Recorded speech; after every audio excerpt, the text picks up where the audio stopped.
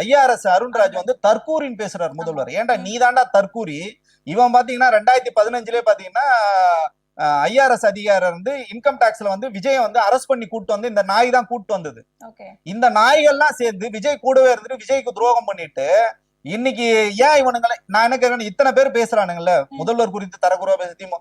என்னைக்காவது ஒரே ஒரு காணொலி காட்டுங்க தரக்குறைவா வந்து புஷி ஆனந்த் பேசுறாருன்னு சொல்லுங்க முதல்வர் குறித்து, திமுக குறித்து. அதிகபட்சமா திமுக சரியில்லை, திமுக வீட்டுக்கு அமைச்சர் வந்தாங்க பேசுவார். ஏன்னா அவருக்கு தெரியுங்க. ஏன்னா இந்த ரசிகர் மட்டும் அவர் நல்லவரோ கெட்டவரோ அதெல்லாம் தெரியாதுங்க. விஜய்க்காக கூடவே இருந்து விஜய் குறைஞ்சபட்சம் வந்து விஜய் வந்து நல்லபடியா இருக்கும்னு நினைக்கிற ஒரு ஆளு. அவருக்கு வந்து சுயநலம் இருக்கு, பணம் சம்பாதிக்கிறாரு, அதெல்லாம் வந்து செகண்டரி.